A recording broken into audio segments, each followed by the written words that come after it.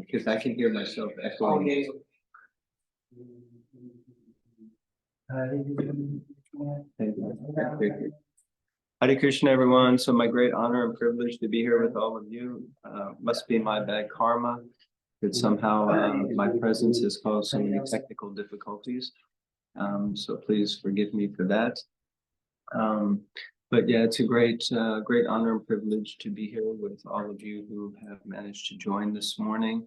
And I'm very grateful and honored for this privilege to present Srimad Bhagavatam to all of you. So thank you very, very much.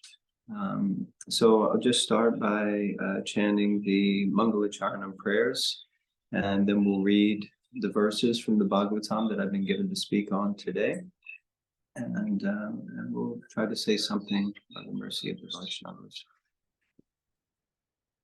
Om Gyanatimirandasya Jnananjana Shalakaya Chakshuram Militangena Tasmai Shri Guruve Namaha Shri Chaitanya Manobishtam Stapitam Gena Bhutale Swayam Rupa Kadamayam Vidati Swapadantikam Vandeham Shri Gurun Shri Yuta Parakamalam Shri Gurun Vaishnavam Cha Shri Rupam Sagrajatam Sahagana Raghunathan Vitam Tam Sajivam Sadvaitam Savadutam Parijana Sahitam Krishna Chaitanya Devam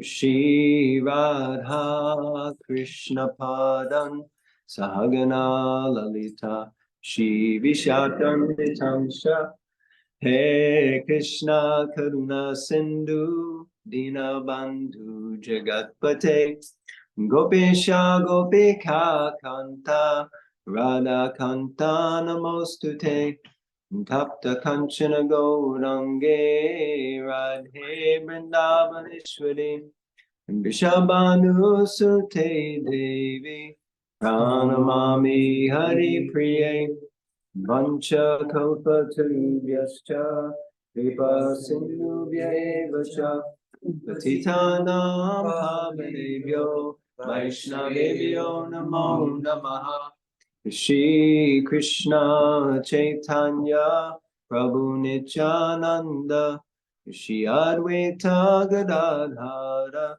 Shiva Zadi Gaura Bhakta Vrinda Hare Krishna Hare Krishna Krishna Krishna Hare Hare Hare Rama Hare Rama Rama Rama Hare Hare Om Namo Bhagavate Vasudevaya Om Namo Bhagavate Vasudevaya Om Namo Bhagavate Vasudevaya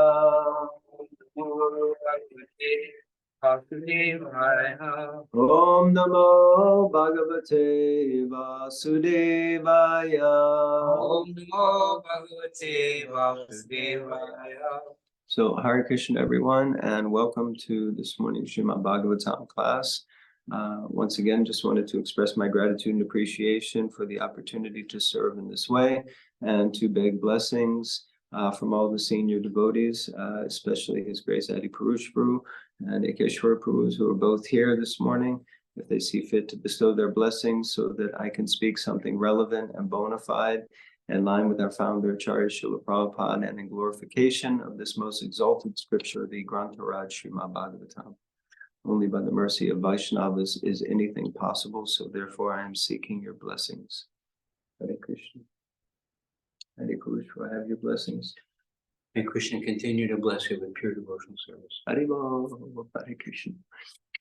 Okay, so this morning I've been asked to read from the 10th canto, the most exalted of all cantos. Of course, they're all exalted, but 10th canto of Srimad Bhagavatam, chapter 50, entitled Krishna Establishes the City of Dwarka. starting with text 41 and reading up to text 44, which has the purport.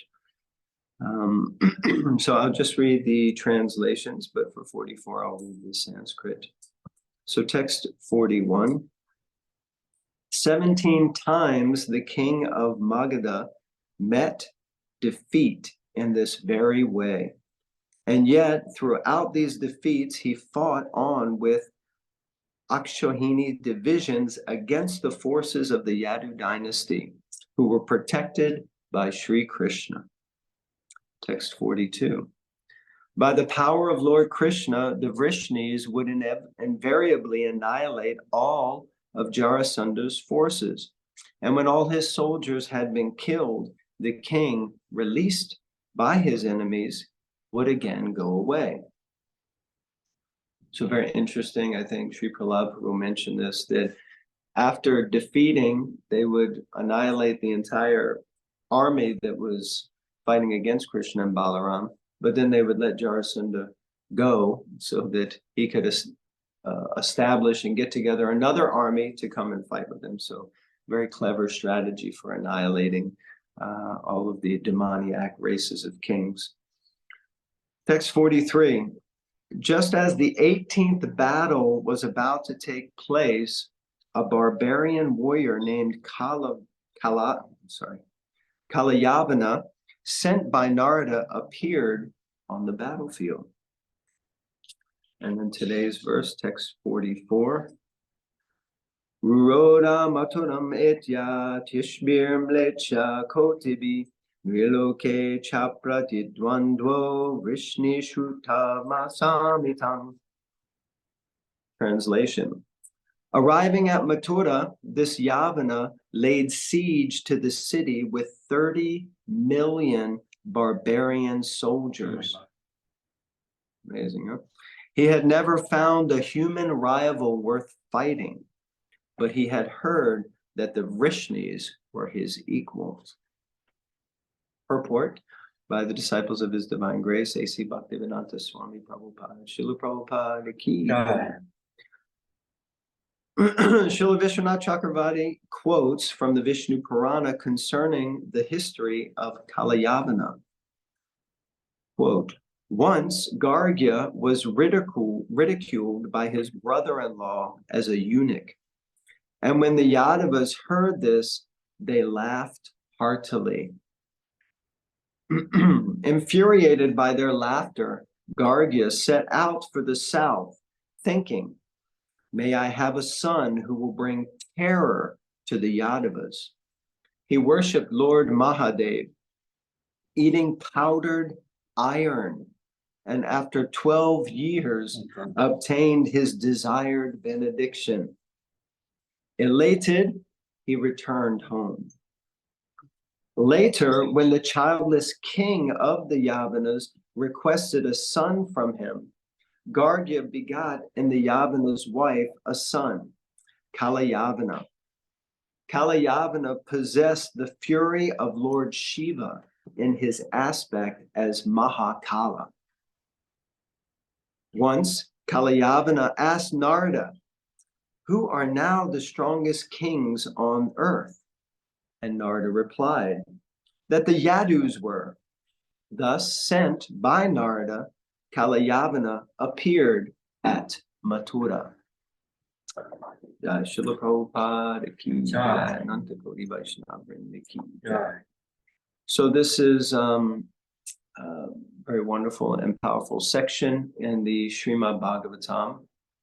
Of course, actually, this is a point which actually divides the Bhagavatam, you could say, in one sense, or the 10th canto. Of course, originally, Srila Prabhupada had it in three sections, the Bhagavatam, the 10th canto.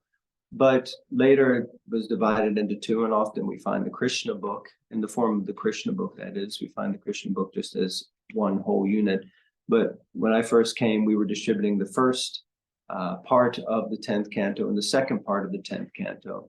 And the 50th chapter was kind of the dividing part of the 10th canto, because we see here that Krishna is about to, we haven't come to that part yet, but he's about to construct Dwarka and move all of his dear devotees and associates from Mathura to Dwarka. So this is kind of a new section. And then, of course, once Dwarka is erected, and he really takes on the royal order of his Kshatriya kind of upbringing, or Varna. Now, of course, really when Akrura comes and takes Krishna out of Vrindavan, this is really a transforming and changing part of the 10th canto of the Bhagavatam. Of course, we know that Krishna never leaves Vrindavan, but this part is really a dividing point where now Krishna's pastimes will take on a much more mood of awe and reverence with his Dwarka pastimes. And of course, Krishna then moves his pastimes to Gujarat. And this introduces, of course, our Gujarati community, who are always so very favorable to Krishna, because Krishna performed so many of his illustrious and remarkable pastimes in that province of India, of Holy India. So I found there were many points to discuss, but we have limited time. And just wanted to bring up three points and maybe discuss a fourth one quickly at the end. So the first one is just wanted to discuss about Jarasanda's his determination.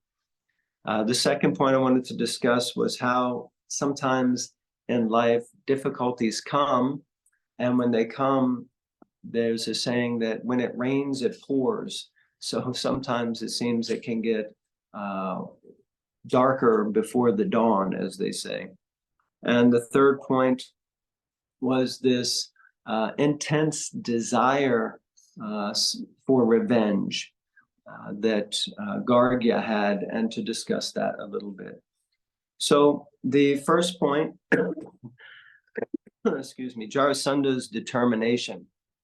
As I was reading through this, I was thinking how incredible it is that, once he was defeated once, and he came with this massive army, and he was defeated, but he was let go.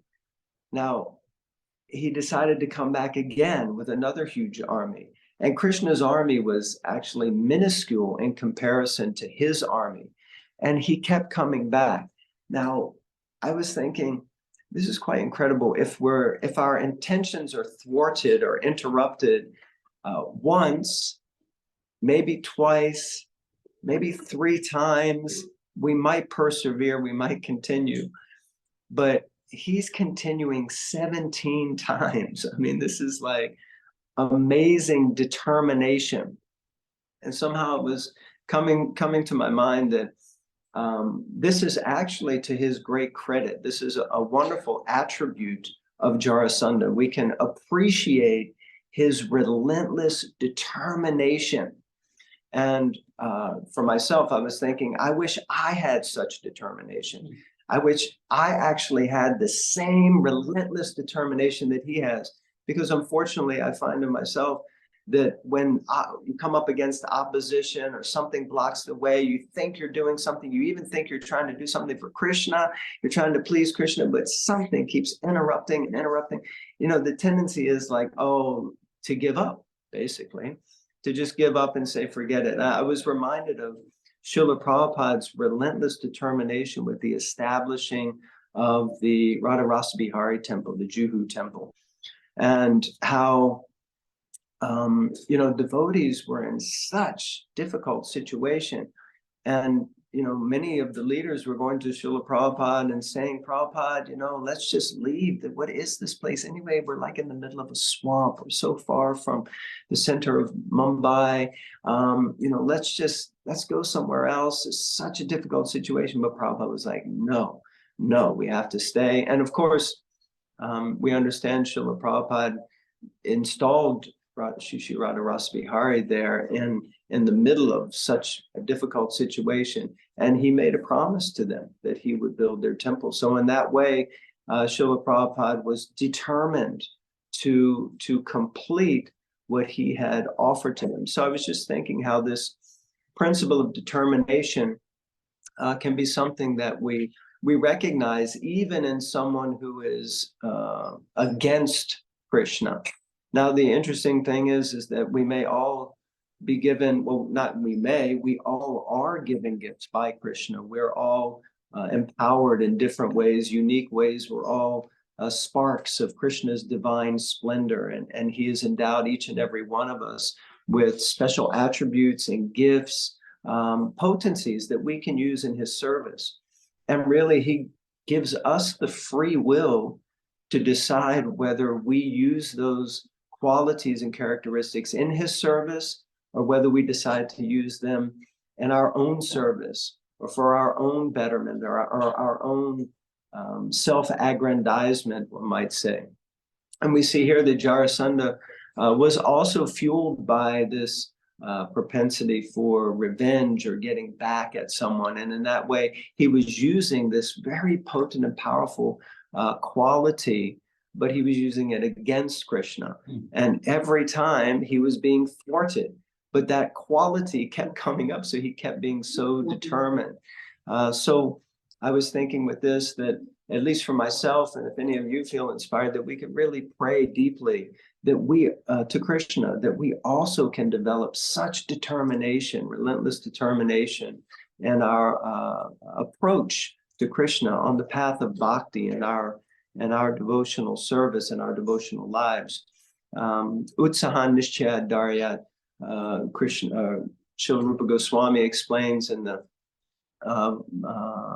Upadeshamrita, the nectar of instruction, and confidence is Utsahan Nishchayat. This Nishchayat, confidence, Srila Prabhupada explains confidence, that one has to be determined, and we have to be determined with confidence, but not necessarily confidence in ourselves, but confident that Krishna will help me. Krishna will help me. I'm confident that Krishna will help me. So sincerely praying with this first point that somehow I and we all can develop that deep, deep, deep determination in our spiritual lives, and knowing with confidence that Krishna will help us. And then we endeavor with utsahan, with enthusiasm, because Prabhupada says in those purports that nothing great was ever accomplished without utsahan, without enthusiasm. But we must be daryat, we must also be patient. So with these three qualities, but especially determination. So the second point that I wanted to discuss, and I hope I'm not moving too fast and this is all making sense. It's hard to be present online and also in the room with the devotees that are here. I feel like I'm talking to the camera here and ignoring the wonderful, glorious souls that are here. But so the next point is, am I moving too fast? Is it okay? No, it's good. It's good? Okay. So the next point is that when it rains, it pours. Now, of course, for Krishna, this isn't a problem.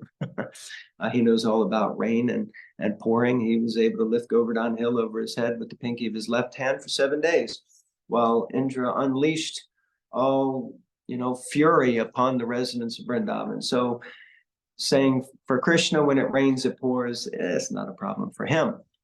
But I don't know about anyone else out there, but sometimes it seems like in the middle of dealing with one thing, or one issue, or one obstacle, or one challenge, that somehow other challenges get sent along at the same time. And thus that saying that, yes, when it rains, it pours. And so sometimes it's not just one thing, but then there's another thing, and then the issues just keep getting compounded. So we see here in this pastime that Krishna, he's already dealing with Jarasandha, and he's dealing with trying to protect his dear devotees, his associates, and his family members. And he's dealing with that on one front. And then from another perspective, from another angle, from another direction, comes this whole different thing. And this is quite, Kalayavana is coming with, what did it say? How many? 30 million. 30 million barbarians. I mean, this is like, what to speak of, let's say, maybe a cultured warrior, but you would think that barbarians are not going to come and play by the same rules. They're just going to come to rip everything up and destroy. Kind of like when Lord Shiva sent, was it Virabhadra? Was that the name of the demon that he sent to the Daksha Yagya? And all of his associates went and they just, destroyed this place. So here come these barbarians. Now Krishna, he's really not fazed, actually. He's just thinking, okay, well, let's be intelligent about this. And I really appreciated Sri Prahlad Prabhu's talk the other day, and he was speaking about the strategy of Krishna and how he was employing different methods. And here we see that he's thinking, okay, we're probably not going to be able to protect the residents here and our loved ones on both fronts. So now in the middle of all of this, Krishna is going to erect a completely new city, thousands of miles away, and take his dear devotees there so that they can be protected and take them to safety. Because above all, what he doesn't want, although Krishna is extremely chivalrous, but above all, his consciousness is about how to protect and look after the devotees. So he's about to do this. Now, I was thinking, yes, sometimes when it rains, it pours, and new challenges and difficulties may come. But in this situation, I was thinking how ironic it is that also sometimes when those challenges come, they come from a place that we didn't expect it. And when we read in the purport, and I think it may have also said in the verse, yes, it said that Kalyavana was sent by someone. Who was Kalyavana sent by? Anyone remembers? Kalyavana was sent by Narda. He was sent by Narda Mooney. And you think, wait a minute, why do I need more problems coming into my life being sent by such an exalted sadhu? How is it that, and Narda Mooney has this very interesting nature that he's able to be friends with everyone. And, whether they're, he was the one who went to Kamsa, right? And he said, Kamsa, actually, you're sending out, Krishna was born over there. He was literally telling him where Krishna was so that he could speed up the pastime, because he just wanted Kamsa to basically meet his death and his demise.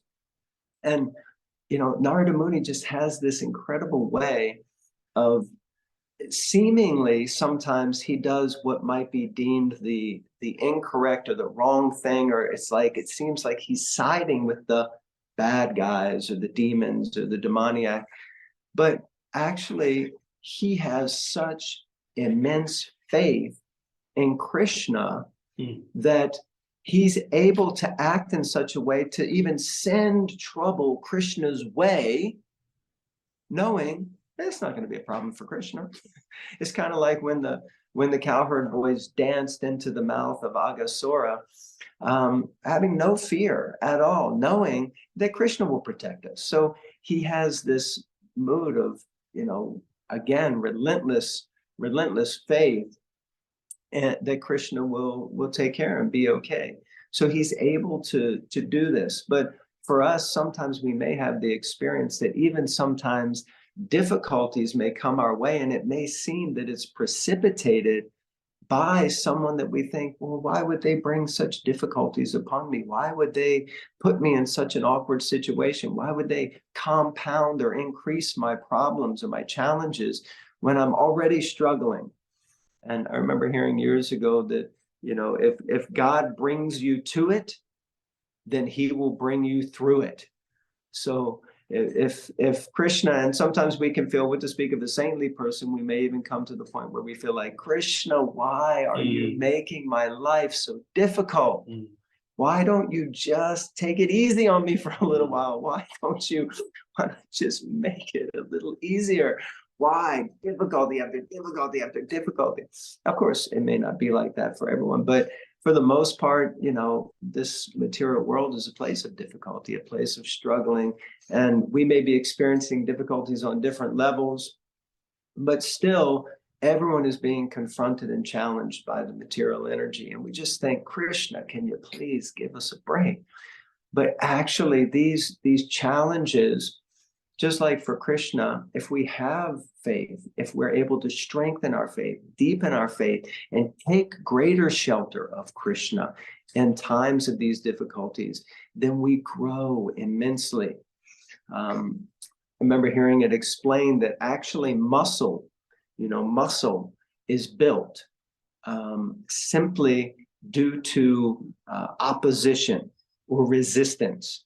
So the greater resistance that's created when you're lifting weights, that means you're going against, there's a resistance to you being able to lift it. But the greater the resistance, the greater the increase in your muscle and your strength. Even sometimes, I don't know the industry, but I hear that bodybuilders and weightlifters, they actually do what's called ripping. So they literally rip their muscles. They strain them so much that they tear. And they do this because when it grows back even stronger. So sometimes it can be like that. We feel like we're actually being torn apart.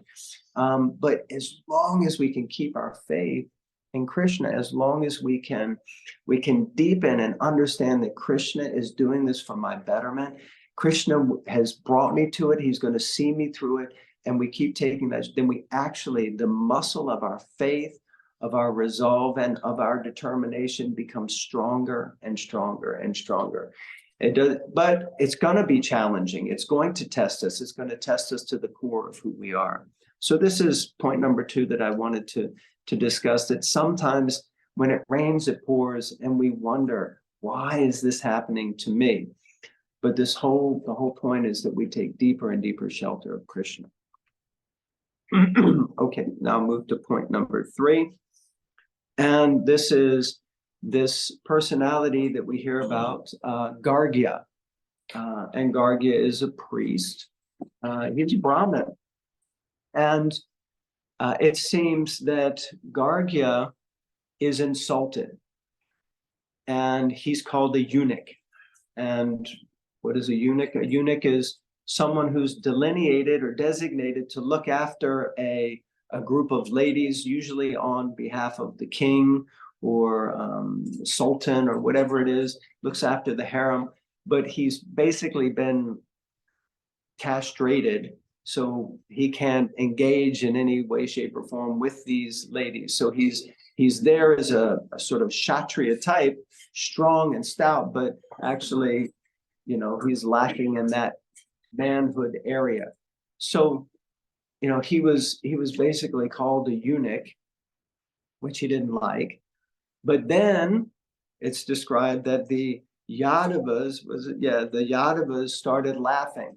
So we have a couple of things here that I just thought were interesting. One is that it's so easy sometimes just by someone saying one wrong thing to us to get so deeply affected. And we should also, we often recognize, yes, but they said this, or they acted like this, or they did that. And it can be relatively a small thing, but it has such a deep and powerful impact on us. So therefore, we also have to be very careful the little things that we say. The tongue, we hear, Sharira Vijaja, Jodindriya Taika, Jiva Fale Vishaya Sagare, that the tongue is the most dangerous of all the senses, because it has these 2 functions, the desire to eat and taste, and at the same time, the desire to make sound vibration. And unfortunately, the tongue is not always connected to the higher intelligence. So therefore, we may open the mouth, and as Prabhupada said, a fool is realized when he opens his mouth. Mm-hmm. And sometimes we may speak or say something that we think is a joke or flippant or sarcastic or whatever, or even it's meant to be rude, but it fires like arrows or bullets straight into the heart of another jiva and has such a detrimental impact. And here we see that just by someone throwing out a little criticism. But then because the Yadavas laughed, and how many pastimes have we seen when people laugh that it winds up causing problems? So we have to be careful to openly just laugh at the ridicule of another individual. And because the Yadavas laughed, then Gargya became filled with, venom of resentment and upset. His false ego was just, shattered. And he went and performed 12 years of penance and austerity, eating, what did it say, powdered iron. Powdered iron. He was eating powdered iron and praying to Lord Shiva, to Mahadev, to get this benediction to have a son who would be able to inflict fear into the hearts of the Yadavas, those persons who actually laughed at me. So, I mean, this is very intense. Sometimes something can happen to us, and it's like we're eating powdered iron. We just feed it to ourselves every day like poison. I'm sure it's not necessarily a really healthy thing. Of course, we want to have good iron, but I'm not sure eating powdered iron is necessarily a good thing. But we will subject ourselves to such torture because of something that someone else said to us. So there's these two sides of understanding that. How do we deal with what someone says to us? How do we deal with an upset that is apparently created by someone else? But how often are we conscientious of the things that we say and the powerful impact, derogatorily or positively, that may be having on another person? So words are very, very powerful. And we see in this situation that Gargya performed such austerity and was able to manifest by the mercy of Mahadev a son who would bring fear, bring terror to the hearts of the Yadavas. Now we'll see later, and I don't want to do a spoiler alert, but we'll see later that Krishna, he was able to also protect Lord Shiva's boon. But this whole point of how far will we go? How long will we carry the resentment in our heart? How long will we allow this to burn and burn and burn? And we may have heard this analogy that it's like carrying around a hot coal. We're blaming someone else for burning us, but it's us who are carrying it around like a hot coal in our hand, and we refuse to let go of it. So sometimes this propensity for revenge can be so intense and so powerful that it just permeates, dominates our entire lives. And we do so many things just to get back at the persons who did what? Who just, dismantled our false impression of ourselves. And that's what it is. Often disagreements are just clashes of false impressions, false ego smashing together.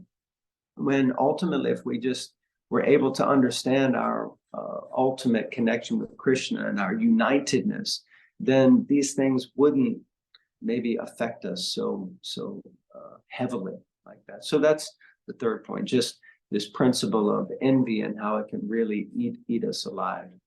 So I think we're at 10 minutes left. So I know devotees on this call really like to get involved, so I won't continue talking. Just the last extra bonus point was just throughout this pastime, I could just see again and again how much Krishna cares about his devotees.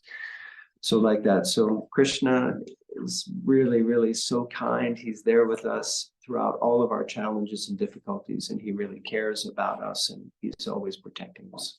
Hare Krishna, thank you very much. So I'll open the floor. Eddie Purushru, so if you have something. Hare Krishna, wonderful class. A very interesting point you made about determination. Prabhupada says the two components are utsaha, enthusiasm to begin, and patience to keep going, right? So those are the components of determination. And one feature of determination, illustrated by a story that Mother Malaki tells. I personally heard this from her, I've heard her tell it differently. I've heard other people tell it differently. The basis of it is it was in Mayapur in the early days when they were living in tents and it was just a swamp and her service was cooking Prabhupada's lunch. You know that story? Yeah. So she had to get these buckets, these lined with mud. She had to get the cow dung. She had to cook the thing. She had to go up to the road, down to the river, get the boat across the river, go to the marketplace, argue with the boat guy, argue with the marketplace guys, get the vegetables, come back on another boat, come down through the mud, make a fire and cook lunch, dal, chapatis, rice and vegetable for Prabhupada. And then one day she said to Prabhupada, she said to the temple commander, I can't do this. I can't. I got my baby. I got my husband. I got to wash. I got to chant my round. I got to wash the dhoti. I can't do. I just can't diapers. You know, it's too much. It's too much. The temple commander said, well, okay, you don't have to do. You know the story. You don't have to do this. I'll get somebody tomorrow. But today, a couple of Prabhupada's godbrothers are coming. You have to cook with several people. You know, she was like, oh my God. So she cooked. And then she said she was going in to serve it out. And she said she put the, you know, like the idea of a chair, she put the sari over her head, like the, just her nose is sticking out, you know, because the girls, they cover their head and chest. And she crawled in holding the plates. You know, she's such a comedian. And she was telling me this story, and it was in the courtyard at Vrindavan. And there's all these people walking around. There she is crawling on the ground with the sari over her head, which showing how she crawled in to serve the prasadam to the Gaudiya Math sannyasis. And then she said she went outside and she heard his godbrothers criticizing him. Woman, you're serving by woman. You know, you're a sannyasi. And Prabhupada, she said, was ferocious like a lion. He said, it's not a woman. It's my disciple. And if I asked her to, she would cut her throat for me. And I would do the same for her because that is my disciple. And she was like, oh, and then she said, you know, she ran into the temple commander. He said, okay, you don't have to do this anymore. I have somebody. No, that's my room. Are you kidding me? He would cut it. No, don't you dare take this. He said the next day she just went and she got up to the river and she got the bog and she cooked it. That's for my guru. I don't care what it is. I don't care. It's difficult. It's impossible. I'm going to do it. It's because so the one quality of determination besides having enthusiasm to begin the page is that who are you doing this for? Who are you doing this for?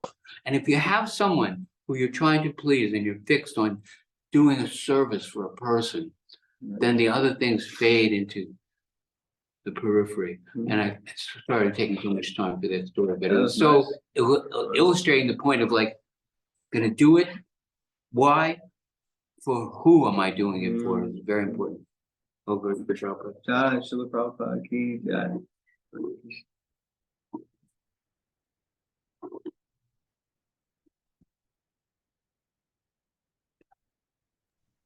Bhima Prabhu. Bhima Prabhu. Haribol, like Adi said, wonderful class. I just wanted to reiterate something that will probably stick with me, and I take it away as a gift. And that is, if God, a quote from your class here, if God leads me to it, God will lead me through it. So these are little precious little maxims that we can use to always remind ourselves that he's there sitting on the branch with us, and he's giving us a chance continually to apply our sincerity and intelligence and determination to do the right thing at all times. So thank you very much, Prabhu. Hare Krishna. Thank you, Prabhu.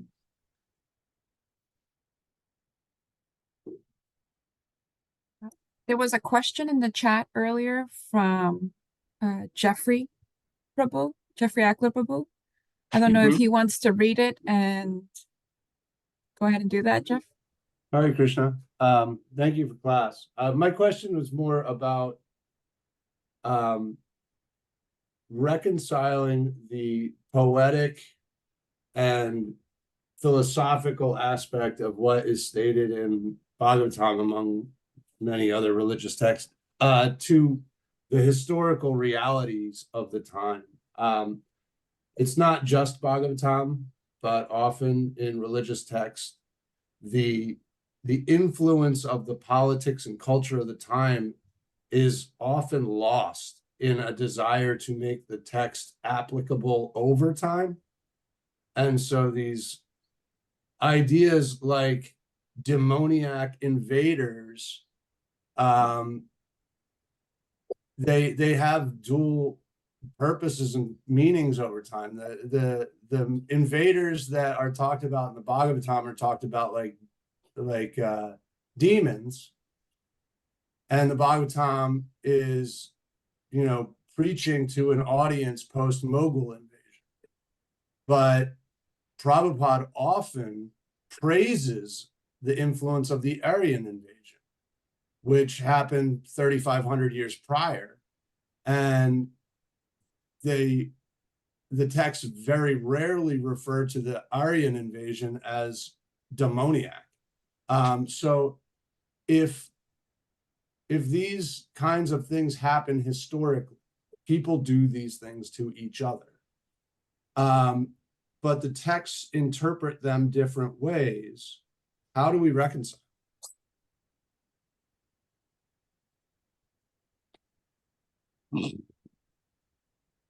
Hare Krishna. Thank you. Thank you for a very deep and reflective question. I guess maybe there are others more qualified to answer that than me. But the first thought is that, of course, one thing comes to mind is that saying that history is his story.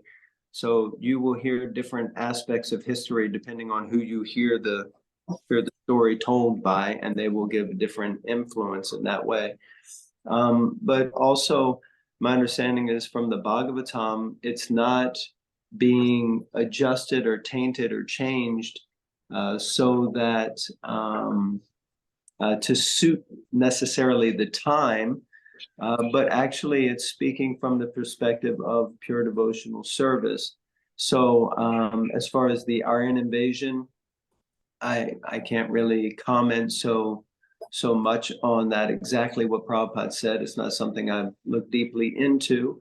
But even the Battle of Kurukshetra, you had the forces of what appeared to be demoniac on the side of the Kurus, and then on the other side you had the Pandavas, and they were representing the forces of Dharma. So I think that it's not necessarily that whoever does the invading are barbarians or demons, but really it's the mentality and consciousness behind that invading spirit or propensity. So I think just in simple, without really looking into it or having lots of facts or a deeper discussion, that's the answer that I would give. I don't know if you wanted to say anything more, Adi. No. You're Very okay good. with it? Yeah. Okay. Om Tat Sat. Thank you, Guru. But wonderful question. Wonderful question. Anyone else? Any other questions or reflections? We're at 8 o'clock, so it might be a good time to finish. Hare Krishna, Jai Nitai, Dasa. I have a quick question. I don't know if we have time before darshan, but you spoke about the importance of enthusiasm, and I was wondering, in your own personal experience, how have you kept yourself enthusiastic in bhakti? Thank you, Hare Krishna. Well, that's an interesting question. How have I kept myself enthusiastic?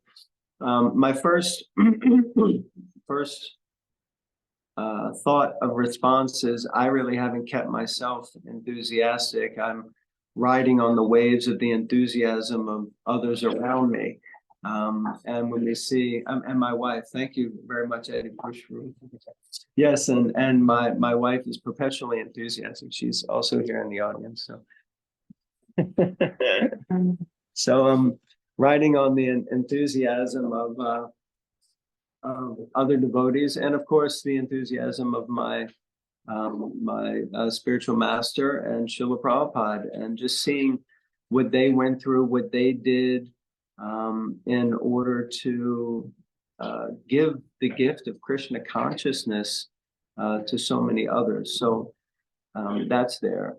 Then somehow I came to mind also that, well, that is true, but yes, actually we are each responsible we have to also generate enthusiasm. We have to generate it because it's very easy.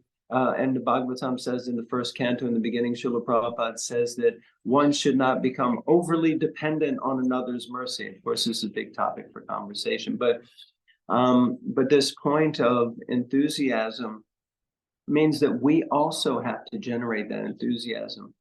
A senior devotee once shared with me that the statement of a conversation between two of our spiritual teachers within ISKCON, and one asked the other, Maharaj, how is it that you stay so enthusiastic? How is it that you've managed to go through so many challenges and upheavals and difficulties and trying and testing periods, and you still remain enthusiastic to continue? And his answer was very simple. He said, you have to remain blissful at all costs. So whatever it is that we have to do to keep ourselves blissful, we need to do that. And sometimes it can be that in the name of devotional service, I've done this myself and I've seen others, that sometimes we can drive ourselves into the ground and become so run down that we don't have any juice left because we just think the idea is to give. But we also have to take, as Vaisheshika Prabhu says, we need to absorb the nectar and then we can go out and distribute the overflow, so we have to fill ourselves up. What's that? Ice cream. Ice cream? I would go back to that, who you're doing it for. That if there's love and if there's somebody who you're trying to please, then you put aside, I like it, I don't like it, it's easy, it's difficult. You're willing. It says like, the burden of the beast and the burden of love. The mother picks up her child. He might be heavy, but she loves the child and she doesn't feel that this is difficult. She wants to do it to care for him and give pleasure. Okay, so you want to please the spiritual master.